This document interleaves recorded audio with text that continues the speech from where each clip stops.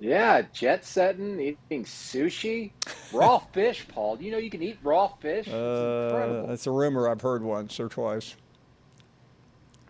Yeah, had a lot of fun out there, and I enjoyed chatting with Pac-12 Commissioner George Kliavkoff about his conference and everything that's going on there. I wouldn't say he sounded like a wounded animal, but he was not afraid to lash out after all these rumors and reports have been going on for the last month.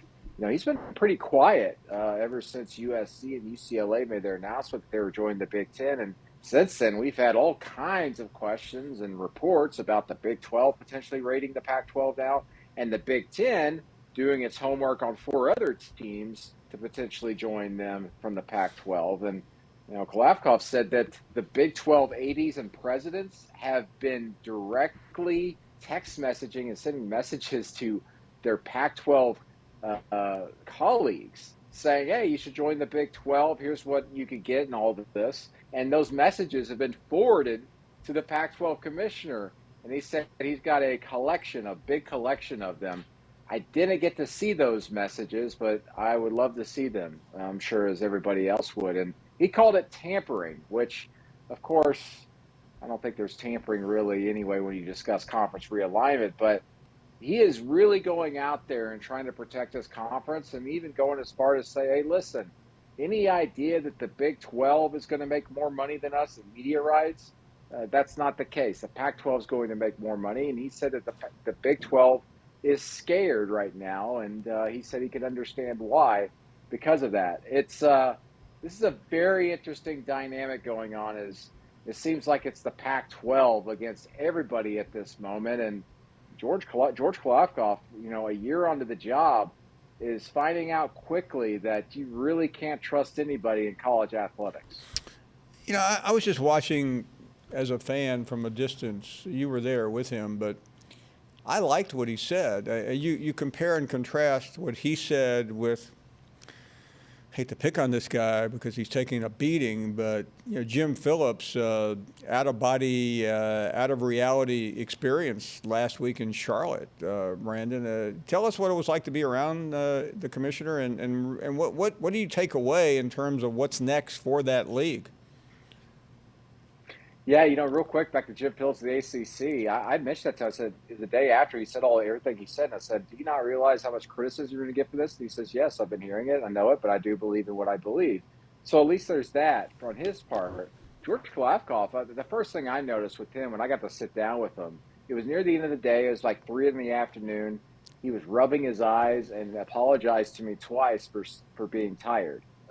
He was tired, and he said it's been a long month and obviously a long day. He's been dealing with the same questions. And as he told me, listen, it's tiring because every day he's chasing down rumors. He's hearing from his own ADs, his own presidents and chancellors going, hey, I heard this school in our own conference is looking at this. Can you look into this for me? And he said it's been a lot of that, like reaching out to his own membership to make sure that these rumors aren't true, but also trying to rally the troops, circle the wagons out there out west, and make sure everybody kind of stays in the same circle. So the positive thing I'll say about the Pac-12 with all this is they've got a commissioner who's done a very good job in rallying everybody, providing them some baseline information as far as what their financial situation can look like here in the future.